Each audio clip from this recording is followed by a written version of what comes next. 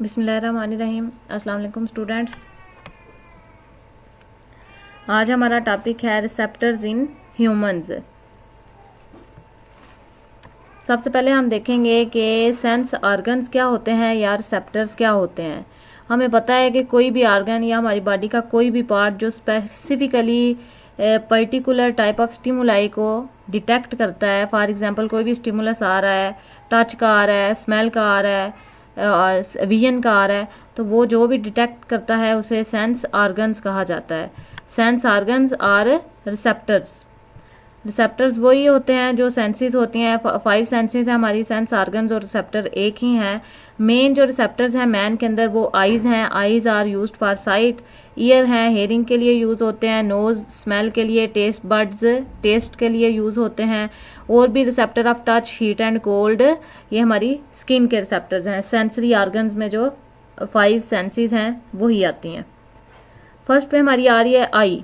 आई सबसे पहले यूज़ की जाती है देखने के लिए। इसके बाद आई का हम स्ट्रक्चर स्टार्ट करते हैं कि आई जो है हमारी स्कल के अंदर छोटे छोटे 2 पोर्शंस हैं, उनके अंदर आई लोकेट कर रही है। मतलब आई उन 2 पोर्शंस के अंदर है जो बहुत छोटे हैं स्कल के अंदर, और उन्हें ऑर्बिट्स या आई सॉकेट्स भी कहा जाता है। ऑर्बिट्स या आई सॉकेट्स के अंदर आई प्रेजेंट होती है जो कि स्कल के अंदर पोर्शंस हैं। ये आई लिड्स जो हैं, आई लिड्स हमारी जो हम बार बार आंखें झपकते हैं वो आई लिड्स की वजह से होती हैं। और आई लिड्स जब बार बार ऊपर नीचे होते हैं तो वो प्रिवेंट करते हैं डिहाइड्रेशन को। मतलब हमारी आइज़ में डिहाइड्रेशन नहीं होने देते, पानी की कमी नहीं होने देते। और आइज़ को वाइप ऑफ भी करते रहते हैं, मसलन साफ करते रहते हैं। इसके अलावा ये टीयर्स को भी स्प्रेड करते हैं। मतलब आंसू को भी ये आई लिड्स की वजह से ही हमारी आई के ऊपर आते हैं। और आंसू आना, टीयर्स आना, ये बहुत अच्छी बात है फॉर फाइटिंग बैक्टीरियल इन्फेक्शंस। कोई भी बैक्टीरिया का इन्फेक्शन हमारी आई पे हो जाए तो उसके जो टीयर्स होते हैं वो उसको क्लियर आउट कर देते हैं। फर्स्ट वन हमारा था आई का पोर्शन। आई कहाँ पे लोकेट कर रही है? आई सॉकेट्स में। इसके बाद आई लिड्स आते हैं। आई लिड्स का काम है कि वो प्रिवेंट करते हैं डिहाइड्रेशन को, टीयर्स को स्प्रेड करते हैं। नेक्स्ट आ जाती है आई लैशेज। आई लैशेज जो हैं वो कोई भी एयर के अंदर जो पार्टिकल जो हमारी आंख के लिए सूटेबल नहीं है उसको हमारी आई के अंदर जाने नहीं देती। इसके बाद स्ट्रक्चर आई का है कि आई के स्ट्रक्चर को मेन 3 पार्ट्स में डिवाइड किया गया है। 3 लेयर्स हैं आई की। ये आपको एक नज़र आ रही है डायग्राम। इसमें सारी आई के स्ट्रक्चर्स आपको वाज़ेह तौर पे दिखाई दे रहे हैं। इसमें सबसे पहले हम पढ़ते हैं आउटर लेयर। जो आई की आउटर लेयर है वो स्क्लेरा है एंड कॉर्निया। यहाँ पे आपको नज़र आ रही है। ये जो बाहर वाली लेयर है वो स्क्लेरा है। ये सबसे आउटर मोस्ट जो लेयर है ये स्क्लेरा है। और इसके इनर जो है वो कॉर्निया है, ये वाली। ये येलो येलो यहाँ पे, और ये यहाँ पे वाइट है। ये स्क्लेरा और कॉर्निया जो है वो आउटर लेयर हैं। जो 3 लेयर्स हैं ना आई की, उनमें सबसे पहले स्क्लेरा आती है। स्क्लेरा जो है वो वाइट कलर का मैटर है जो कि आई को शेप भी देता है, और इसके अंदर बहुत सारे कनेक्टिव टिश्यू भी प्रेजेंट होते हैं आई की प्रोटेक्शन के लिए भी। तो स्क्लेरा जो है वो आई को शेप देता है, वाइट कलर में होता है, और इसमें डेंस कनेक्टिव टिश्यूज भी होते हैं। और ये इनर कंपोनेंट्स को भी आई के अंदर जितने भी, क्योंकि ये आउटर मोस्ट है तो आउटर मोस्ट ने जाहिर है आई के अंदर वालों को उसने प्रोटेक्ट करना होता है। इसके बाद ये आई की मेंटेनेंस भी करता है, इसकी शेप जो भी होती है वो मेंटेन करता है। आई के बिल्कुल मतलब ये फ्रंट में सबसे पहले स्क्लेरा के बाद आ जाता है कॉर्निया। स्क्लेरा क्या बना रहा है? एक कॉर्निया जो हमें आंख का ज़ाहरी तौर पे नज़र आ रहा होता है ना, ये वाइट वाइट हिस्सा, ये कॉर्निया होता है जो सामने देख के आंख का वाइट हिस्सा नज़र आता है। कॉर्निया जो है वो लाइट को, जो बाहर से लाइट आ रही है उसको लेता है और उसको अंदर आई के इनर पार्ट्स के अंदर फोकस करता है। जो भी चीज़ हमने देखनी हो वो लाइट हमारी सबसे पहले कॉर्निया में आती है और कॉर्निया से फिर अंदर जाके फोकस होती है। फर्स्ट जो लेयर थी वो थी हमारी स्क्लेरा। इसके बाद आ जाती है मिडल लेयर। 3 लेयर्स हैं। फर्स्ट आपकी स्क्लेरा होगी, सेकंड आपकी मिडल लेयर है वो कोराइड है। कोराइड में बहुत ज़्यादा ब्लड वेसल्स होती हैं और ये डार्क जो है gives the inner eye a dark colour. ये आई को डार्क कलर देता है। ये डार्क कलर क्यों देता है? क्योंकि डार्क कलर जो है वो जितने भी डिस्रप्टिव रिफ्लेक्शंस आ रही होती हैं आई के अंदर, उनको प्रिवेंट करता है, उनको अंदर नहीं आने देता। कॉर्निया के बिल्कुल पीछे कुराइड बेंड होके मस्कुलर रिंग बना देता है जिसे कि आयरस कहते हैं। यहाँ पे आपको नजर आ रहा है कि ये आयरस है। यहाँ पे ये सेकंड जो है, जो डार्क कलर है वो आपकी कुराइड है, और कुराइड आगे आगे मस्कुलर एक रिंग बनाता है जिसे कि आयरस कहते हैं ये।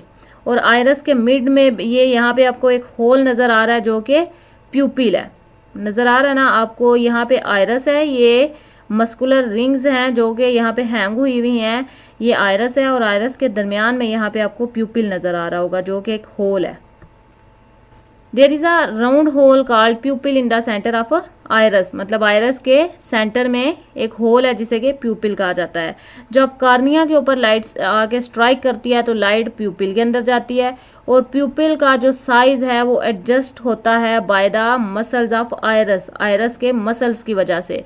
जब हम कहते हैं कि प्यूपिल जो है वो किस तरह कब छोटा और कब बड़ा होता है, प्यूपिल कंस्ट्रिक्ट कर जाता है इन ब्राइट लाइट। जब लाइट की इंटेंसिटी बहुत ज़्यादा होती है, बहुत तेज़ रोशनी होती है, तो प्यूपिल बहुत छोटा हो जाता है और इसके सर्कुलर मसल जो हैं आयरस के वो कंट्रैक्ट कर जाते हैं, इस वजह से प्यूपिल छोटा हो जाता है।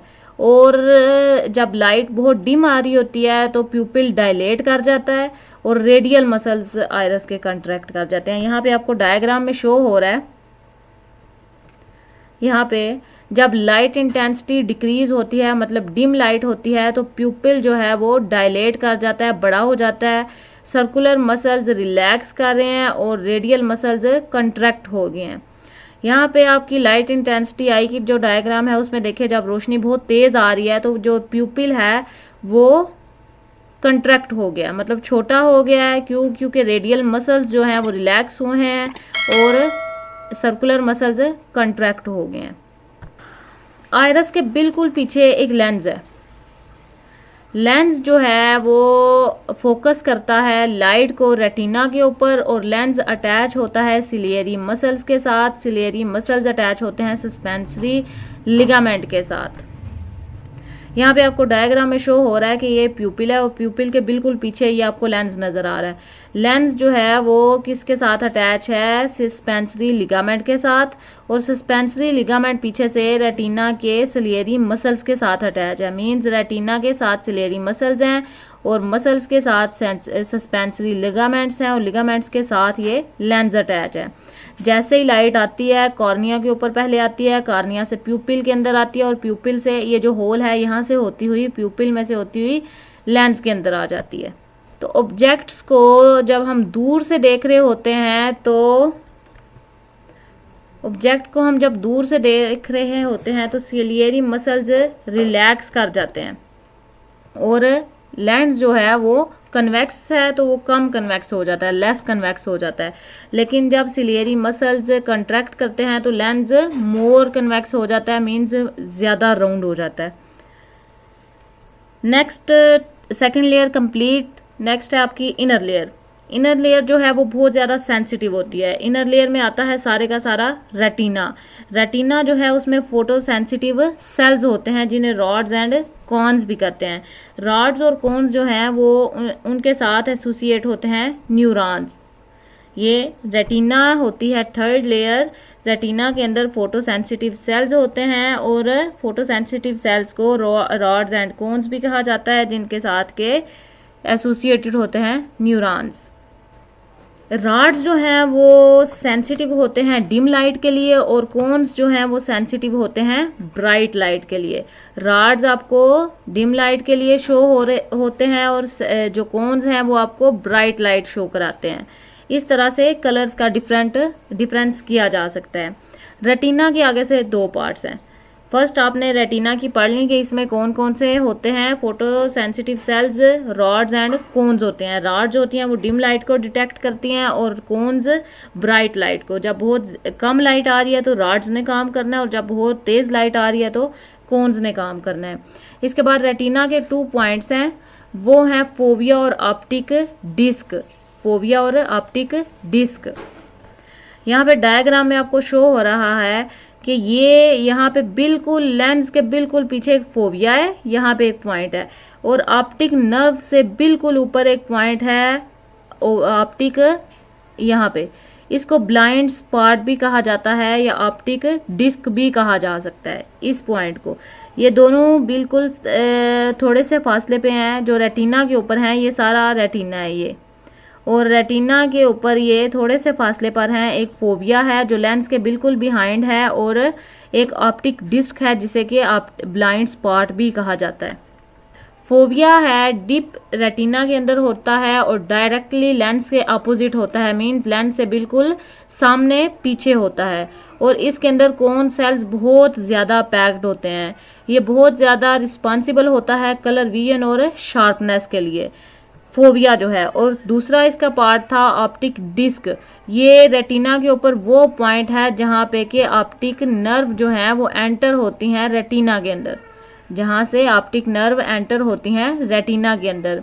यहाँ पे कोई रॉड्स और कोई कोन्स नहीं होते, इसलिए इसको ब्लाइंड स्पॉट भी कहा जाता है। ऑप्टिक डिस्क को ब्लाइंड स्पॉट क्यों कहा जाता है? क्योंकि इसके अंदर ना रॉड्स होते हैं और ना ही कोन्स होते हैं, मीन्स ये कलर की डिफरेंस को पहचान नहीं सकता कि कलर्स में क्या डिफरेंस है, कौन सा कलर कौन सा है, मतलब ये कलर कौन सा है या वो कौन सा है, तो वो उसको पहचान नहीं सकता, इसलिए इसे ब्लाइंड स्पॉट भी कहा जाता है। नेक्स्ट है आइरस जो है वो डिवाइड कर देता है कैविटी ऑफ आई को दो चैम्बर्स में। एंटीरियर चैम्बर बिल्कुल आइरस के सामने है जिसमें कि कॉर्निया और आइरस आता है, और पोस्टीरियर चैम्बर आइरस और रेटिना के दरमियान में है।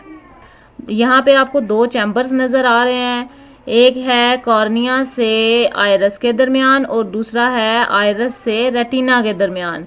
ये जो है ये एक्वियस ह्यूमर है, ये वाला जो लिक्विड है, और ये जो है ये एक्वियस, यहाँ पे एक्वियस ह्यूमर है और ये विट्रस ह्यूमर है। ये jelly, vitreous humour jelly like होता है और एक्वियस ह्यूमर बिल्कुल क्लियर लिक्विड होता है। यहाँ पे आपको यही बताया हुआ है कि एंटीरियर चैम्बर जो है वो आइरस के बिल्कुल सामने से शुरू होता है जो कॉर्निया और आइरस के दरमियान है, और पोस्टीरियर चैम्बर आइरस और रेटिना के दरमियान है। जो चैम्बर एंटीरियर चैम्बर है वो एक्वियस ह्यूमर है और जो पोस्टीरियर चैम्बर है वो विट्रस ह्यूमर है। एक्वियस ह्यूमर में क्लियर फ्लूइड प्रेजेंट होता है, जबकि विट्रस ह्यूमर में जेली लाइक फ्लूइड प्रेजेंट होता है।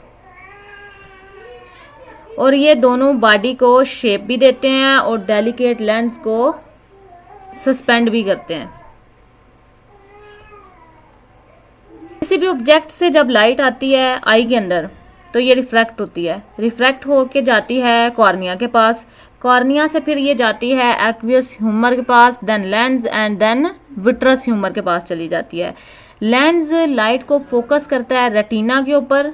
ये आपको यहाँ पे जो है ना वो दी हुई है, उसने सारी की सारी वो दी हुई है, एक तरतीब दी हुई है कि किस तरह हमारी जो आई है ना वो वर्क करती है, कहाँ से कहाँ पे भेजती है। सबसे पहले कॉर्निया में लाइट आती है, फिर वहाँ से एक्वियस ह्यूमर में जाती है, फिर लेंस में और फिर विट्रस ह्यूमर में। जो लेंस है वो रेटिना के ऊपर जो लाइट है उसको फोकस कर रहा है, जिसकी वजह से रेटिना के ऊपर इमेज बन रही है। जो हमने चीज़ आई से देखी है, कॉर्निया से, प्यूपिल से, लेंस से, वो रेटिना के ऊपर जाके उसकी पिक बन रही है, उसकी पिक्चर जो है वो रेटिना के ऊपर जाके बनती है। रॉड्स और कोन जो हैं वो इसकी नर्व इम्पल्सिस को जनरेट करते हैं और ऑप्टिक नर्व को दे देते हैं। जब रेटिना के ऊपर इमेज फॉल करती है तो रॉड्स और कोन्स जनरेट करते हैं नर्व इम्पल्सिस को। रॉड्स और कोन्स का क्या काम है कि वो नर्व इम्पल्सिस बना के ऑप्टिक नर्व को दे देते हैं, और ये इम्पल्सिस ऑप्टिक नर्व ले जाती हैं ब्रेन तक, और ब्रेन जो है वो बताता है कि आपने विजन क्या किया है।